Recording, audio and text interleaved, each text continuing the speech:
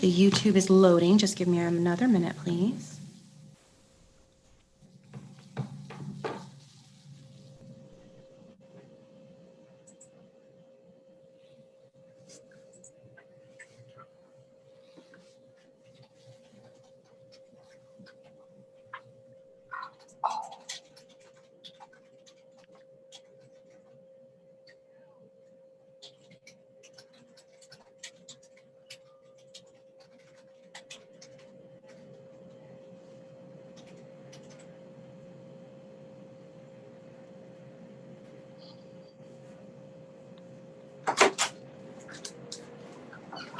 Good job.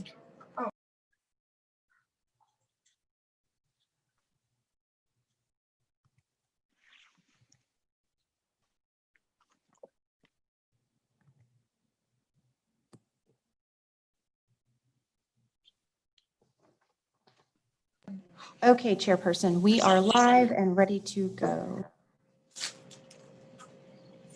All right, call this meeting to order. Since we have no public comment, we'll skip number 2.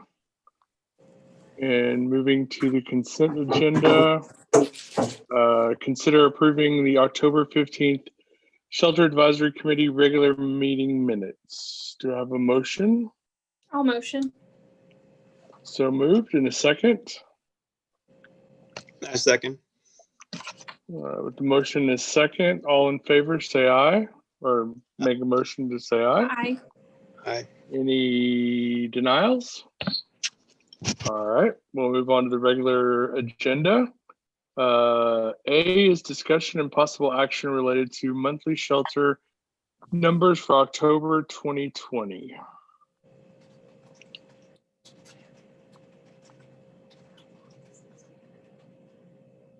Getting my screen share up, and y'all should be able to see the PowerPoint title slide at this point. Yes. Yes. Thank you. Okay. So quickly to go over in October. So we met last in October. So since October ended, I do have our performance from that month to share with y'all. We had 321 new arrivals, so that was down slightly from the month before. We had 54 adoptions, 70 animals transferred out, and 159 animals redeemed by their owner, which you'll recall includes wildlife and community cats that are returned to field. We did have 44 animals that were either euthanized or died in custody, with the remaining animals left in the shelter of 400. So that left us with a live release rate of 86.63%.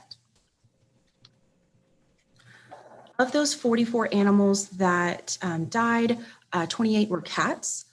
We still had quite a few neonatal kittens on the premises as late as October from kitten season. 10 were dogs and 6 were other, which is all wildlife, injured wildlife. To break down the deceased animals another way, 35 were either sick, injured, or failures to thrive. 9 were aggressive or animals submitted for bite quarantine testing.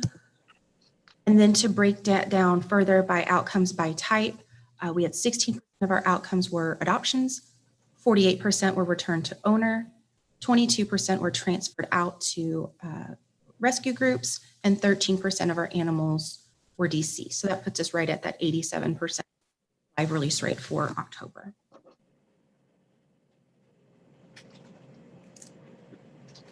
Do we have any comments or questions? No. We'll move on to November numbers. So November we fared better. November we fared better than October and better than our goal. November we hit 90%. I'll just jump to the high points here. That we achieved a 91.6% animals released alive. This is the highest ever in your shelter's history. Before that, the highest was March 2020, where we had 90% of animals released alive. March is notoriously a really great month for us. November is usually a pretty medium month. So to be able to exceed our highest performance in November was pretty noteworthy. So to get back into the details of it, we had 310 new arrivals, so largely unchanged. from the month before, 92 adoptions, so almost double what we had done the month before, 54 animals transferred out, and 138 animals redeemed by owner. Really what's driving that live release rate is that we had only 26 animals deceased. And so that is 16 cats, 5 dogs, and 5 other, which are wildlife. 24 were either sick, injured, or failure to thrive, and only 2 animals euthanized for aggression. And so that left our outcomes by type with 23% opted out, 46% returned to owner, 20% transferred out, and 11% deceased. Any questions? I don't have any. We'll move on to December numbers. So for December's really great. December usually starts our quote unquote slow season where intake goes down and we can focus on additional items, whether it's drafting new policies, catching up on side work, providing additional enrichment and care for animals. And so we definitely saw that when our intake decreased to 251 new arrivals, 39 adoptions. So we did see here, 60 animals transferred out, 128 redeemed by owner. So you'll see that transferred out and redeemed by owner have stayed the same largely for first quarter of the fiscal year. And then we only had 17 animals that were either euthanized or died in custody. So that broke another record with 93% of animals leaving alive in December 2020. Of those animals that were deceased, we had 8 cats, 7 dogs, and 2 other. 13 were sick, injured, or failure to thrive, and 4 were aggressive. And you'll see our outcomes by type are largely changed here. I will point out this is really great information showing that we had, a greater than 90%.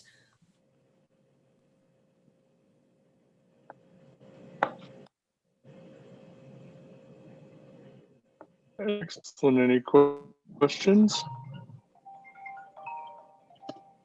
Well, I have to say, Morgan, you are doing an absolutely superb job with the new programs, and I'm very impressed and proud to be a part of all of it. So thank you very much. Yes, that's awesome, especially the release rate for December. Yeah, I'm really proud of the progress that that we've made. We have a lot of support from the committee, and so I can't discount that enough. I'm so grateful for y'all's support, and when we bring you things that are difficult to consider, that you take them seriously and make a really responsible choice with your votes. I think the staff has really stepped forward. Our partnership with Contra Valley Paws and the continued we keep leaning on American Pets Alive. We refer to them a lot when something is going a little strange, or we have a big change, or we get something we've never seen before.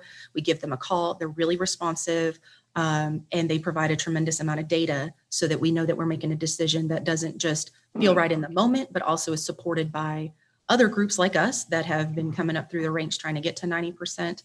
I do believe that this is the year we'll get to 90%. That is the goal that the council set for us. And so we have I think we're doing it. Do I remember something coming across my email related to Austin or Animal Pets Alive or Pets Alive organization, a meeting or something for us to attend? Or did I remember seeing something? Not that I recall. Was there a conference or something? They have their conference in February of every year, and so they're not having it this year because of the continued pandemic experience. We were able to attend it last year since it was so early in the year before the pandemic was so widespread.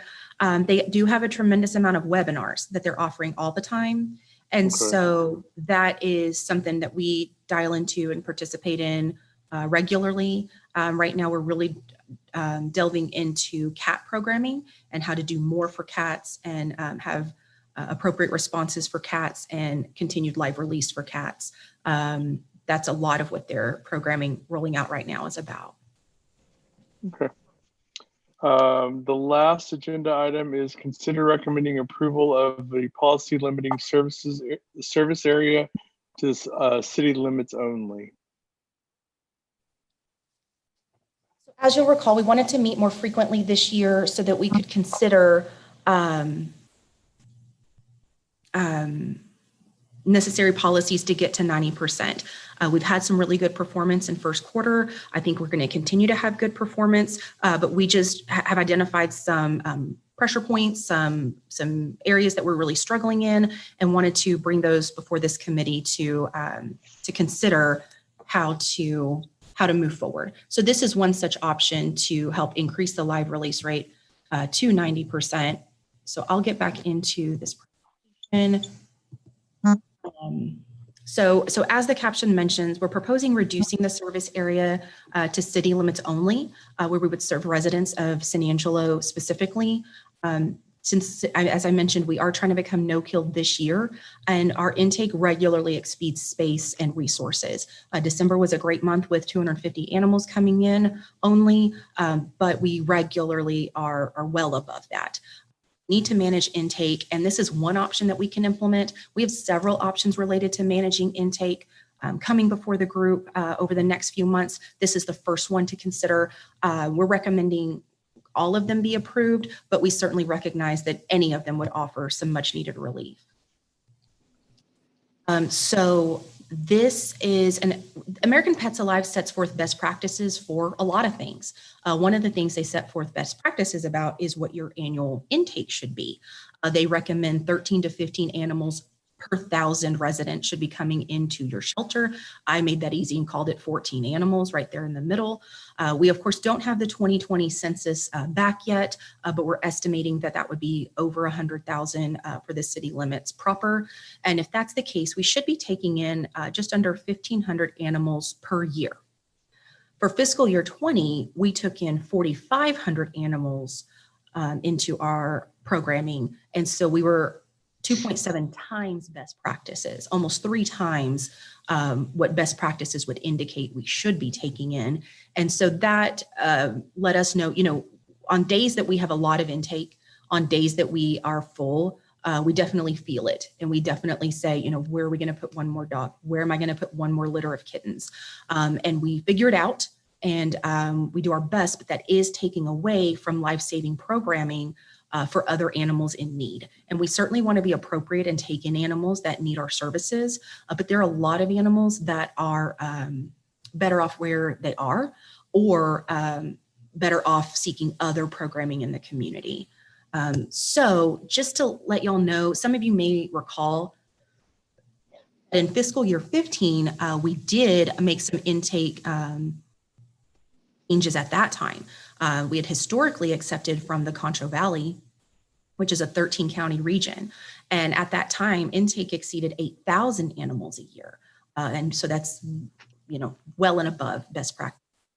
And at that time, our live release rate was less than 30%. It wasn't a goal at that time to get to no kill.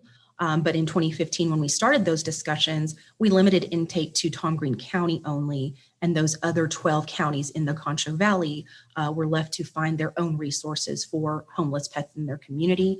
That was definitely a necessary step to take, but we would like the committee to consider taking further action.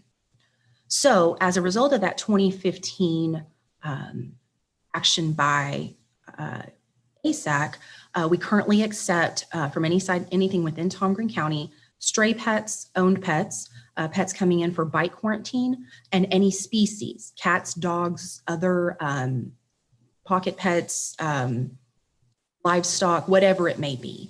And so we currently do accept all of that from Tom Green County, just as we do for inside city limits. I do want to point out that yes, I'm sorry, was there a question?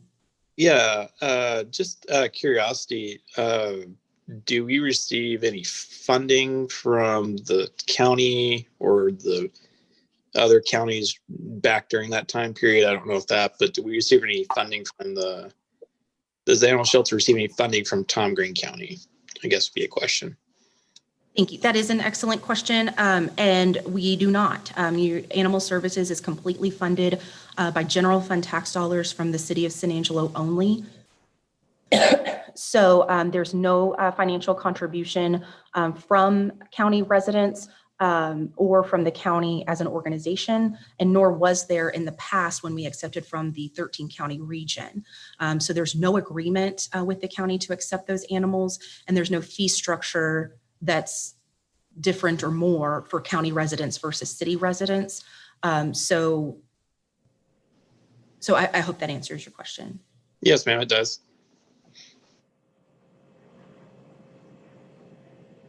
So as I mentioned, I'm yes. sorry, I had a question. How would reducing the intake to just city animals, how would that bring us in line with the numbers we should be seeing in terms of related to population?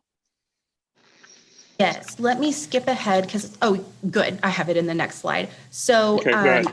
anytime we reduce our total intake or our total number, just as a percentage, that's going to make our current volume look better as a percentage wise. So for example, when Concho Valley Paws does about 2,000 animals leaving by either adoption or rescue transfer a year, they're consistently providing that service. And so we've seen return to owner increase exponentially. And so we are grateful for that. And that together with Concho Valley Paws' outcomes of about 2,000 animals a year, if we decrease that total number from 4,500 to 4,000, for example, that would just make that existing performance look better. With our existing resources as far as funding, staff, facility, partnerships, just all the resources we have, we're maxing those out already every year for every animal. And so can we do significantly more adoptions in the coming year, significantly more return to owners in the coming year? I don't know. We're doing a lot of that. But even if we don't, even if we leave all adoptions flat, all return to owners flat, our live release rate would increase because that bottom number that we divide by the total intake is less. And to speak to how many of our animals are coming from outside city limits, or how much do we think that bottom line number could decrease by? It's not real sophisticated how to arrive at that information. One, it's voluntary when a citizen brings in an animal to disclose where that animal came from or where they reside. Also, there is some confusion. I found a dog outside city limits, but I live inside city limits. Or I found a dog in Dallas and I live inside city limits. And so there's some gray area there. But ordinarily we would do some reporting to say, excuse me, to say, what zip codes are these animals coming in from? But for a community like ours, the zip code in, for example, Wall, Texas is the same as inside city limits or Great Creek or Christoval. And so we didn't have a way to just run mass reports and say, historically, of these 4,000 animals coming in a year, this many are from outside city limits, or this many are from Christoval, for example. So I took a sampling. Of our busiest month of the year, which is May for San Angelo, and our slowest month of the year, which is January, and said of all the animals that came in during that, which should give us a good average over a 12-month period, about 10% of our animals are coming in from outside city limits. So you would say, well, Morgan, if we're taking in 4,500 animals a year and we have potentially 450 of those are from outside city limits, is that enough to consider this policy? And we think it is. And part of the reason why is because a 10% decrease in our intake would be greatly appreciated by staff. We have a hard time housing all the animals coming in when we're full. But also, of those animals coming in from outside city limits, they're disproportionately represented in our animals that get a lot of service from us. So for example, our long stay dogs, even though only 10% of our intake is from outside city limits, almost 20% of our long stay dogs are from outside city limits. So these are animals that are less socialized, less adoptable, less looked at by transport partners. And so these are animals that get more of our space and time and spend a tremendous amount of time in the shelter waiting for their live outcome. Similarly, we see that cats from outside city limits are more likely to be sick, more susceptible to dying in a shelter environment, and more likely to spread deadly diseases to otherwise healthy cats in our shelter environment. And so in August 2020, as an example, 50% of our deaths were accounted for related to one household outside city limits.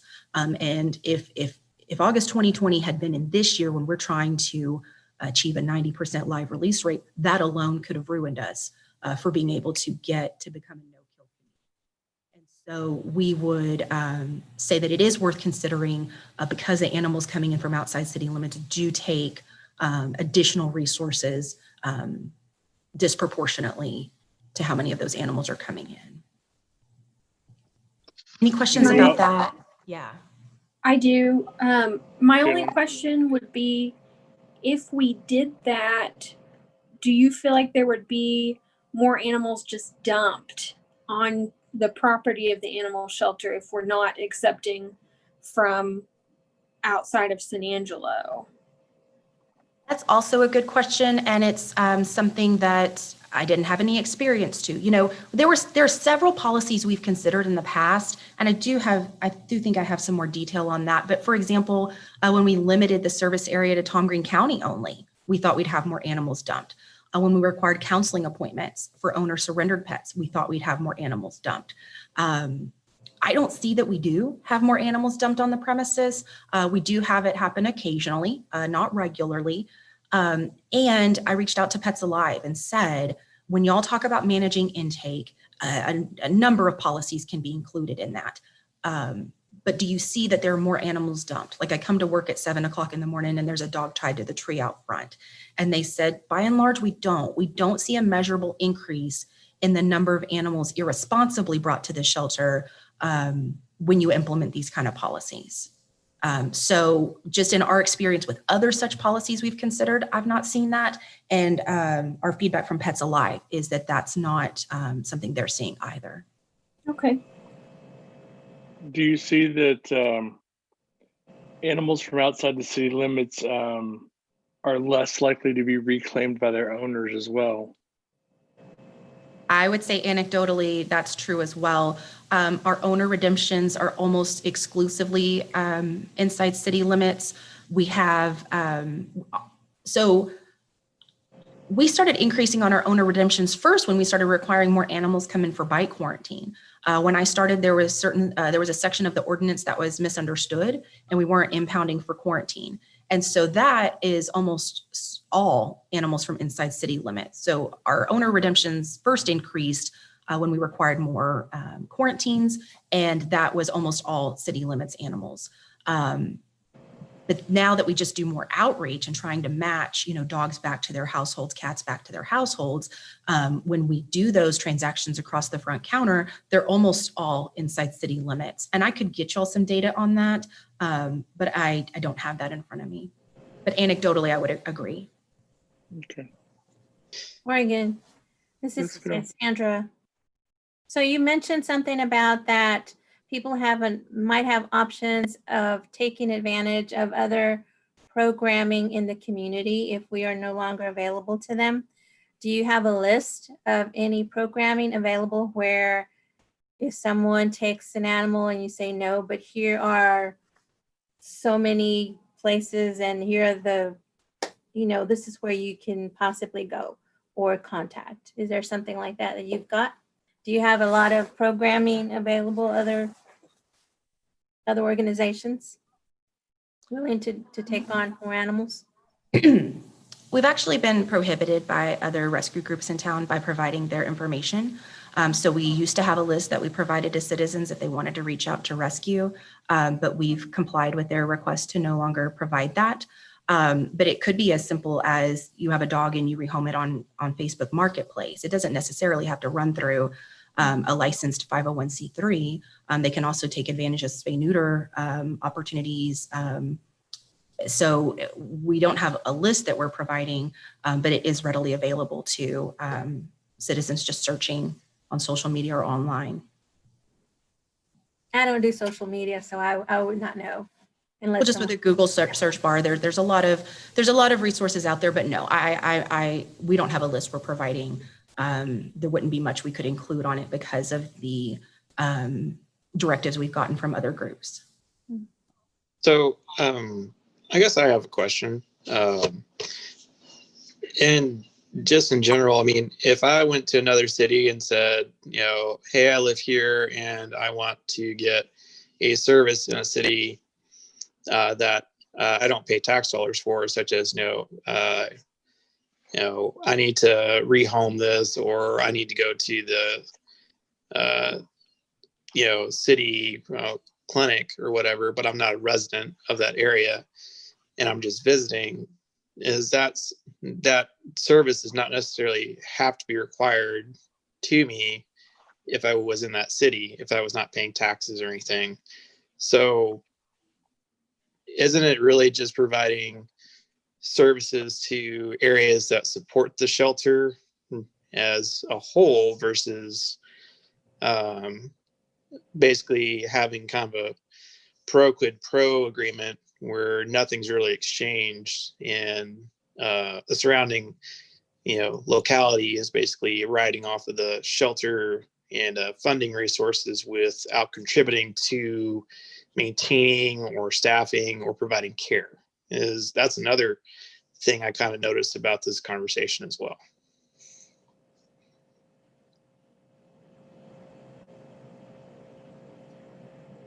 Basically, the outside residents outside of the San Angelo city limits are not contributing to tax dollars to help support the shelter. So is that kind of trying to best use resources for focusing on the city population instead of trying to provide extra services that not necessarily required?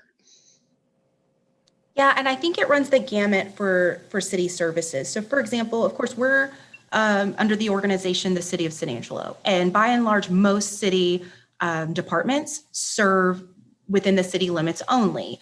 Police and fire, of course, do. There are some exceptions. For example, the Parks Department, they don't restrict parks to be used by city limits only residents, but it costs the same to maintain that park, whether one city resident comes or 5 out of city residents come. So it's kind of a fixed cost in that way.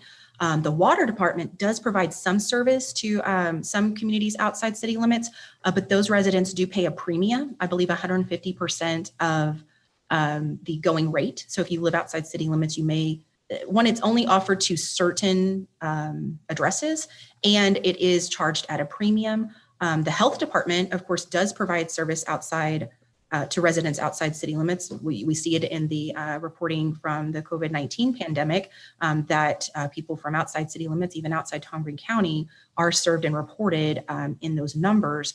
And so that's one circumstance where county residents are served. But by and large, the city exists to serve city residents, residents of the city limits only. And I do have some information about other peer cities. You mentioned like if you went to another city, and I think it's pretty far in the presentation, so I'll just speak to it, so to speak, that we didn't look at all cities. We looked at our peer cities. We looked at Midland, Odessa, and Abilene as sister cities to us and how they operate. Midland Animal Services is part of the city, is part of the police department, and only accepted from inside city limits until very recently. We just got permission to build a new shelter facility, and as a result of that construction project, they are accepting from Midland County as well as city residents, but they are allowed to say no or create a waiting list for Midland County residents when the shelter is full. And so that is something that they've changed recently, but is a very limited service available to county residents. For City of Abilene, their department is run by the city. They do have a brand new agreement with Taylor County that was approved last month, where they accept their rabies quarantine animals only. So they don't accept stray owned animals from Taylor County, but they do provide rabies quarantine services only, and that is in its infancy, and they're assessing the success of that program. And then Odessa didn't respond to our survey request via phone or email, but we anecdotally understand them to also serve city limits only and not Ector County at large. And so that is one thing that we looked at to say, what are other West Texas communities of our size doing?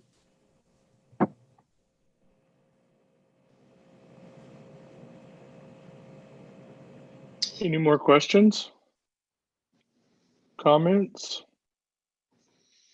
So I guess my comment is, it looks like, with the proposal Morgan's putting before as far as restricting the service from Tom Green down to just San Angelo city limits, is really not being anywhere, is fairly common across the board as far as what's going on. So if the residents of Tom Green County that live outside city limits, they could always, if they want to have a different agreement come up, they can always talk to the Tom Green County Council, I guess, and see what terms could be made with the city. So that'd be one solution, I think, would be if that becomes an issue in the future.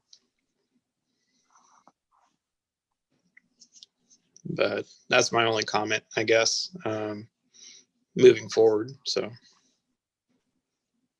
Okay. Anyone else? And are we at a place that we want to take a motion on this, Morgan?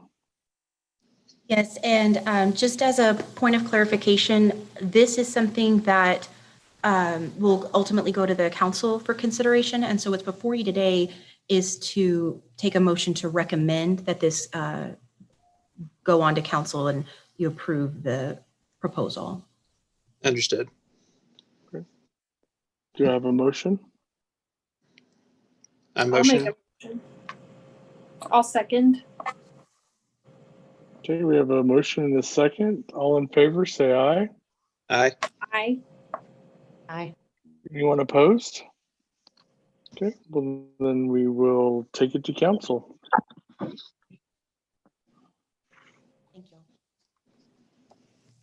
you.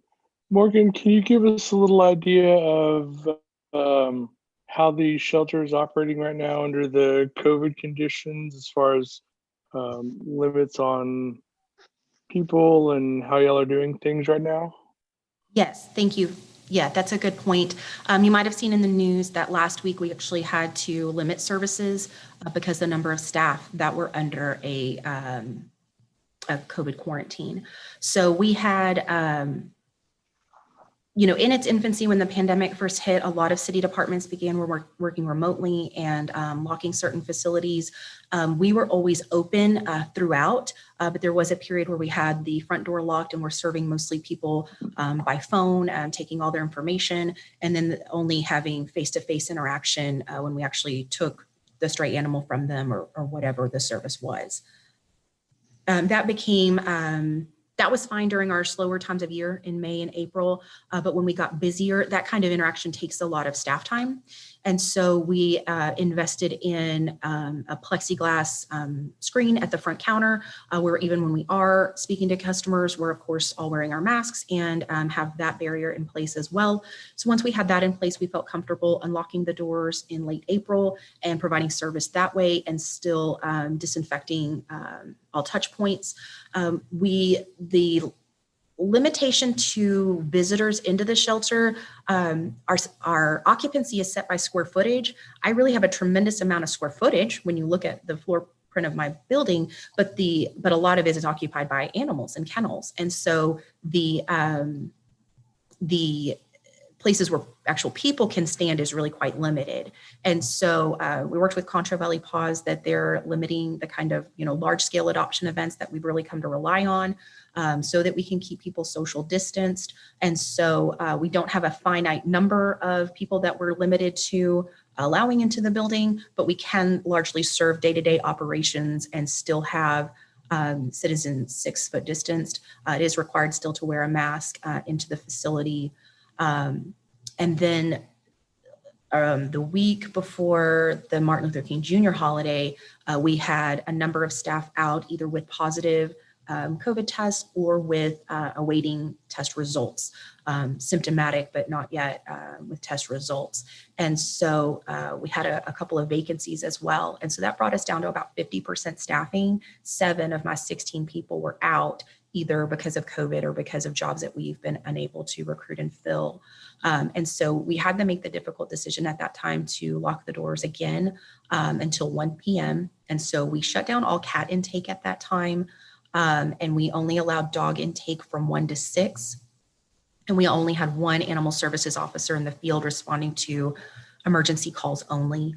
And so we did have sufficient staff return to work to reopen on Tuesday, the 19th, after the Martin Luther King holiday.